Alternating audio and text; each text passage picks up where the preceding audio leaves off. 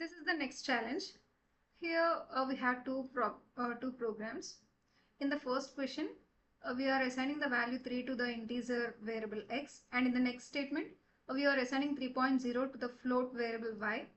And in the if statement, we are simply comparing x and y values, but these are different data types. If the condition is true, it prints true, else false. This is the first program. And coming to the second program, we are initializing the f variable of float data type with 0.1, and we are comparing the f with 0.1. If the condition is true, it prints yes, else no. So let's see the output. So the question is, first question is, we are creating a variable x with the value 3 of data type int and the float variable y with the value 3.0. And in the next statement, we simply comparing x and y values. If it is true, it prints just true word, else it prints false. This is the first program. And coming to the second program, we are creating a variable f of float data type with the value 0.1.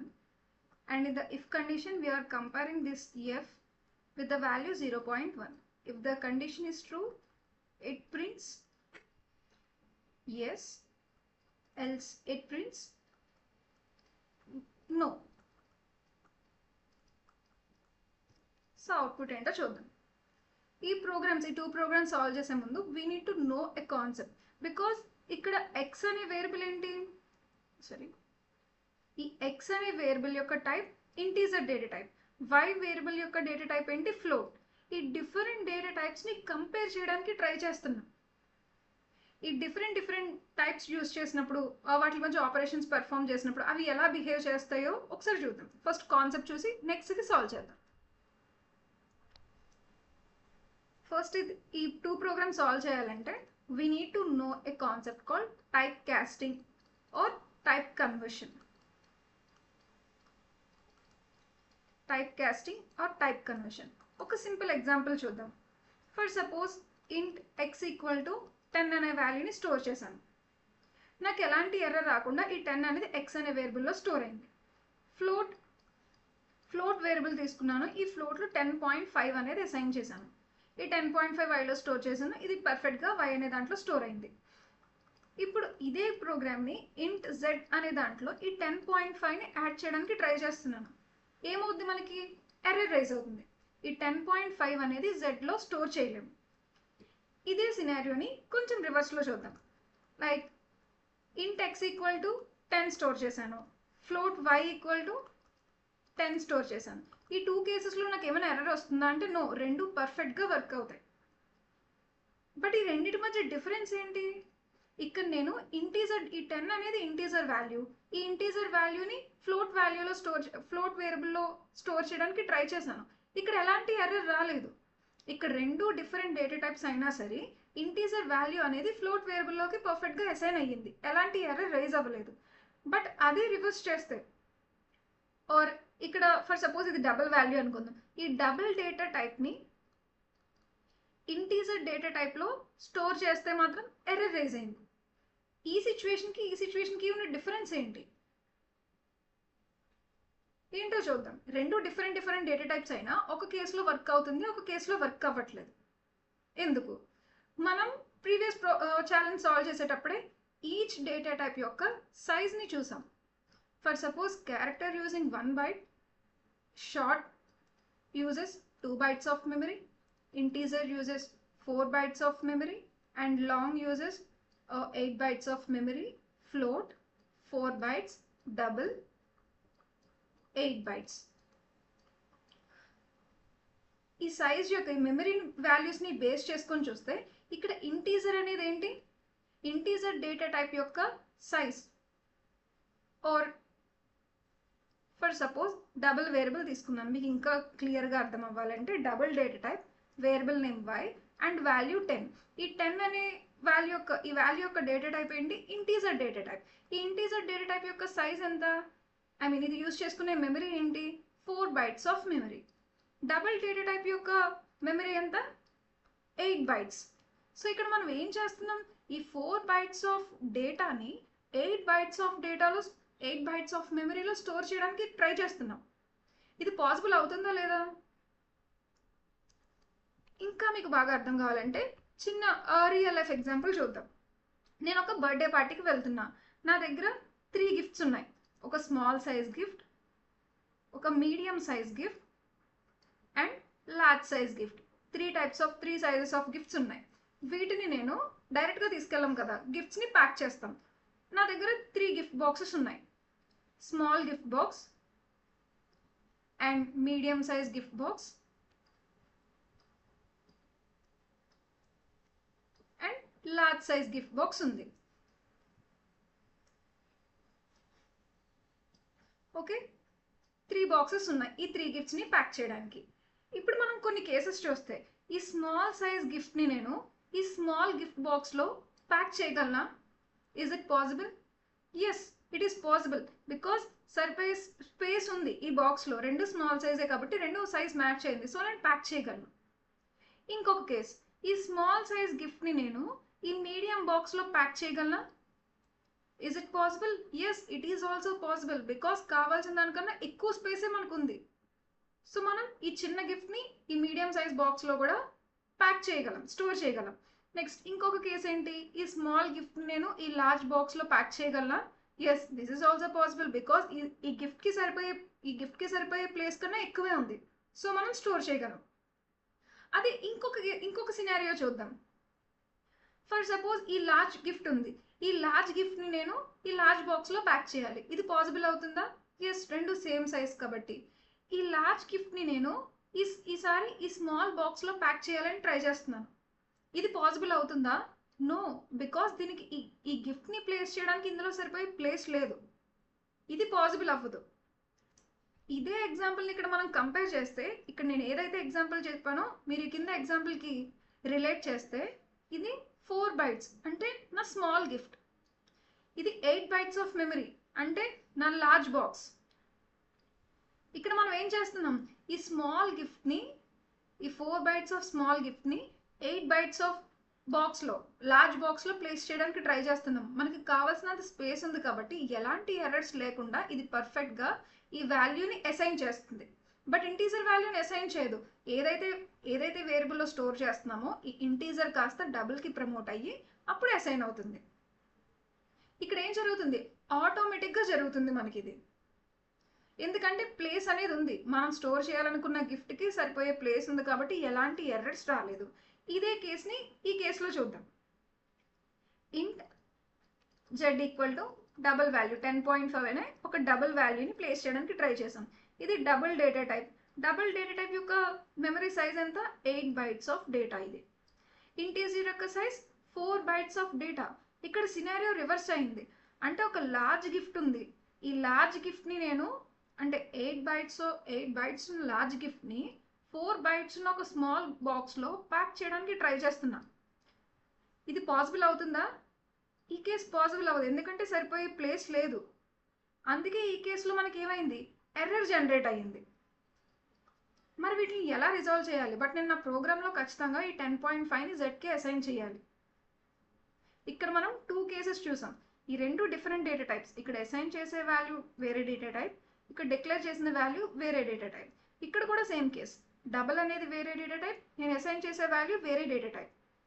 ఇక్కడ 2 cases ఉన్నాయి. So వీటిని ఎలా చెప్తాము అంటే, ఈ data టైప్స్లో వాటికి solution ఏంటి, ఒక టైప్ ఆఫ్ డేటాని ఇంకొక టైప్ డేటాలో పర్ఫెక్ట్గా ఎలాంటి ఎర్రర్స్ రాకుండా స్టోర్ చేయాలి అంటే దానికి ఉన్న solution type conversion or type casting. అందులో కూడా మనం 2 టైప్స్ చూసాం. 2 టైప్స్ ఏంటి, ఫస్ట్ 2 కేసెస్ చూసాం. ఆ గిఫ్ట్ బాక్స్లో గిఫ్ట్ని ప్యాక్ చేసే కేసెస్లో 2 కేసెస్ చూసాం. సో అవే ఇక్కడ ప్రోగ్రామటికల్గా మాట్లాడితే ఇందులో వచ్చిన టైప్స్ ఏంటి, widening or implicit type casting. Another one is narrowing, it is also called as explicit type casting. Explicit type casting ఇవి అసలు ఏ కేసెస్లో రైజ్ అవుతాయి, వాటికి సొల్యూషన్ ఏంటనేది చూద్దాం. ఇది ఇంప్లిసిట్ టైప్ కాస్టింగ్. ఇది ఏ కేసులో అంటే మనం స్మాల్ గిఫ్ట్ని ఒక లార్జ్ బాక్స్లో ప్లేస్ చేసే కేస్ ఏదైతే సినారియో ఉందో ఆ కేసెస్లో ఈ ఇంప్లిసిట్ టైప్ కాస్టింగ్ అనేది జరుగుతుంది. ఇక్కడ నేమ్లోనే ఉంది ఇంప్లిసిట్. ఇక్కడ మనం ఏమి ఎక్స్ట్రాగా ఏం చేయట్లేదు, ఆల్రెడీ సరిపోయే ప్లేస్ ఉంది కాబట్టి ఈ స్మాల్ బాక్స్ నేను డైరెక్ట్గా ప్యాక్ చేసేస్తున్నాను. ఇదే ప్రోగ్రాంలో ప్రోగ్రామటికల్గా చూస్తే $x=10 అనేది స్టోర్ చేశాను. ఇక్కడ నాకు ఎలాంటి ఎర్రర్స్ రాలేదు, ఎందుకంటే ఇంటీజర్ 4 bytes, డబల్ 8 bytes. ఇది పర్ఫెక్ట్గా ఎనఫ్ స్పేస్ ఉంది కాబట్టి సరిపోయింది. అంటే ఆటోమేటిక్గా ఇక్కడ కూడా టైప్ కాస్ట్ అయ్యింది. ఈ ఇంటీజర్ డేటా టైప్ అనేది డబల్ డేటా టైప్గా చేంజ్ అయ్యింది. కాకపోతే ఎక్స్టర్నల్గా మనం ఎలాంటి వర్క్ చేయకుండానే ఆటోమేటిక్గా ఆ టైప్ అనేది కన్వర్ట్ అయ్యింది. So this is automatic type casting. మనం ఏం చేయక్కర్లేదు, but it comes into the category of implicit or widening type casting. Next ఇంకొక సినారియో ఏంటి, ఈ ఎక్స్ప్లిసిట్ అనేది ఎప్పుడు రైజ్ అవుతుంది, ఒక లార్జ్ గిఫ్ట్ని నేను ఒక స్మాల్ బాక్స్లో ప్యాక్ చేయాలి. ఈ సిచ్యువేషన్ రైజ్ అయినప్పుడు అది ఈ ఎక్స్ప్లిసిట్ టైప్ కాస్టింగ్లోకి వస్తుంది. నేను ఎలాగైనా ప్లేస్ చేయాలి, బట్ నాకు ఈ లార్జ్ గిఫ్ట్ని స్మాల్ బాక్స్లో ప్లేస్ చేసే స్పేస్ లేదు. సో అందుకే మనకి ఎర్రర్స్ వచ్చాయి. ఈ ఇంటీజర్ డేటా టైప్లో ఈ డబుల్ డేటా టైప్ని నేను యాడ్ చేయాలి అనుకుంటే నాకు ఎర్రర్ రైజ్ అయింది, బట్ నేను స్టోర్ చేయాలి నా ప్రోగ్రాంలో. దానికి సొల్యూషన్ ఏంటి, ఈ ఎక్స్ప్లిసిట్ టైప్ కన్వర్షన్ అనేది యూస్ చేస్తాము. ఎక్స్ప్లిసిట్ నేమ్లోనే ఉంది. ఎక్స్ప్లిసిట్గా మనమే మన కంపైలర్కి మెన్షన్ చేస్తాము. ఈ డబుల్ డేటా టైప్ని ఫోర్స్ఫుల్గా ఇంటీజర్ డేటా టైప్లోకి కన్వర్ట్ చేసి అప్పుడు స్టోర్ చేయమని దానికి మెన్షన్ చేస్తాం ఒక సింటాక్టికల్ ఫార్మేట్లో. ఎలా మెన్షన్ చేస్తాం, in the braces we're defining the data type 10.5. So ఏదైతే వాల్యూ ఉందో దాని ముందు ఈ టైప్, ఈ వాల్యూ యొక్క టైప్ని ఏ డేటా టైప్లోకి మనం కన్వర్ట్ చేయాలి అనుకుంటున్నామో దాన్ని మెన్షన్ చేస్తాం.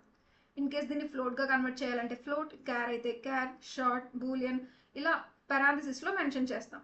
సో ఇలా ఎక్స్ప్లిసిట్గా మన కంపైలర్కి ఈ 10.5 అనే డబుల్ డేటా టైప్ని ఇంటీజర్ డేటా టైప్లోకి కన్వర్ట్ చేయమని మనం ఎక్స్టర్నల్గా చెప్తున్నాం. సో ఈ టైప్ ఆఫ్ కన్వర్షన్ ఏ టైప్లోకి వస్తుంది, ఎక్స్ప్లిసిట్ ఆర్ నారోయింగ్ టైప్ కన్వర్షన్లోకి వస్తుంది. మరి ఇలా కన్వర్ట్ చేసిన తర్వాత నేను ఈ ఎక్స్ వాల్యూని ప్రింట్ చేస్తే నాకు 10.5 ప్రింట్ అవుతుందా? నో. ఈ స్మాల్ బాక్స్, ఈ లార్జ్ గిఫ్ట్ ఎప్పటికీ కూడా ఈ స్మాల్ బాక్స్లో ప్లేస్ అవ్వదు. మరి ఏం స్టోర్ అవుతుంది? ఒక చిన్న ఎగ్జాంపుల్ చూస్తే నా దగ్గర ఒక కేక్ ఉంది. ఈ కేక్ని నేను ఒక బాక్స్లో పెట్టి నేను తీసుకువెళ్ళాలి అనుకుంటున్నాను, బట్ ఈ కేక్ మొత్తం ఈ బాక్స్లో సరిపోవట్లేదు. అప్పుడు మనం ఏం చేస్తాము, దీన్ని సమ్ పీస్ కట్ చేసి ఎంతైతే పీస్ ఈ బాక్స్లో సరిపోతుందో దాన్ని ప్యాక్ చేసి తీసుకువెళ్తాను. అంటే రిమైనింగ్ పార్ట్ అంతా ఏమవుతుంది, లాస్ అవుతుంది. సేమ్ అదే కాన్సెప్ట్.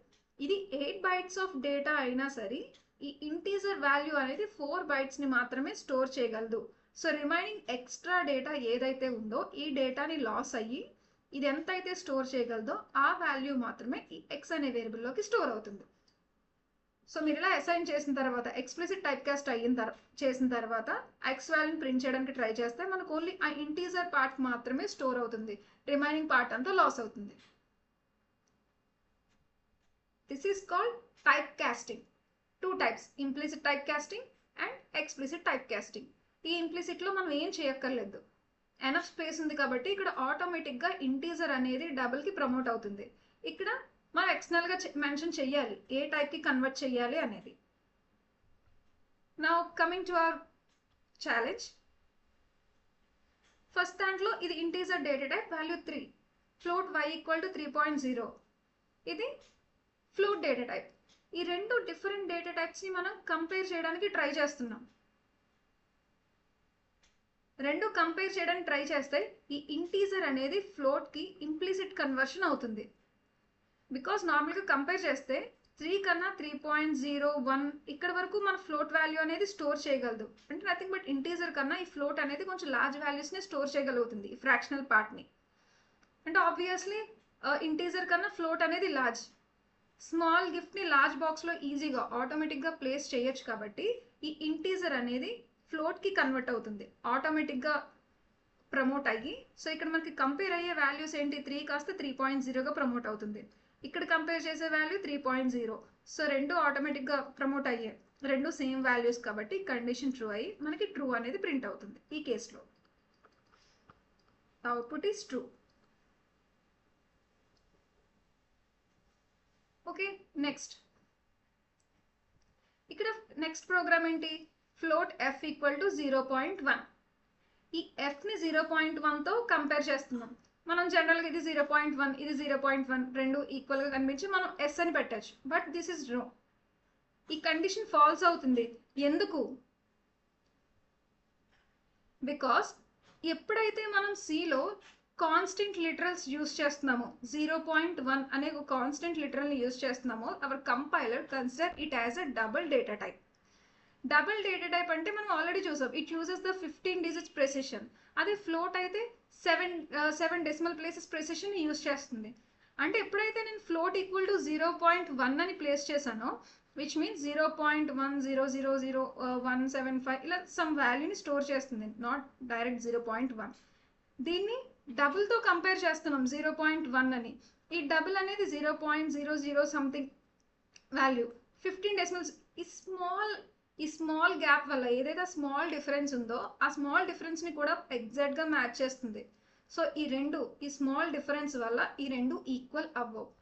సో ఈ కండిషన్ ఫెయిల్ అయ్యి మనకి ఏం ప్రింట్ అవుతుంది, ఎల్స్ కండిషన్లో ఉన్న స్టేట్మెంట్ నో అనేది ఇక్కడ అవుట్పుట్గా ప్రింట్ అవుతుంది. ఓకే,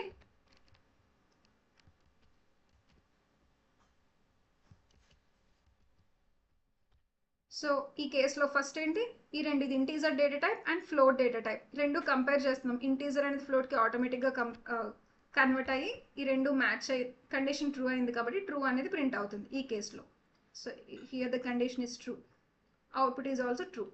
ఈ సెకండ్ ప్రోగ్రామ్లో ఇది డబుల్ డేటా టైప్, ఈ కాన్స్టెంట్ లిటరల్ అనేది డబుల్ డేటా టైప్. మరి అది ఫ్లోట్గా చెప్పాలి అంటే మనం ఎలా కంపేర్ చేస్తాం, ఈ ఎఫ్ని నేను ఎగ్జాక్ట్ ఫ్లోట్తో కంపేర్ చేయాలంటే 0.1 ఎఫ్ అని మెన్షన్ చేస్తాం. కాన్స్టెంట్ యూస్ చేస్తే 1.5 అంటే అది డబుల్ డేటా టైప్గా తీసుకుంటుంది. మన కంపైలర్కి అది ఫ్లోట్గా చెప్పాలి అంటే we're defining it as F, అప్పుడు ఇది ఫ్లోట్గా కన్సిడర్ అవుతుంది. బట్ ఇక్కడ మనం డబుల్తో కంపేర్ చేసాం, ఆ స్మాల్ గ్యాప్ వల్ల ఈ కండిషన్ అనేది ఫెయిల్ అయ్యి ఎల్స్ బ్లాక్లో ఉన్న స్టేట్మెంట్స్ ఎగ్జిక్యూట్ అవుతాయి. So here the output is no.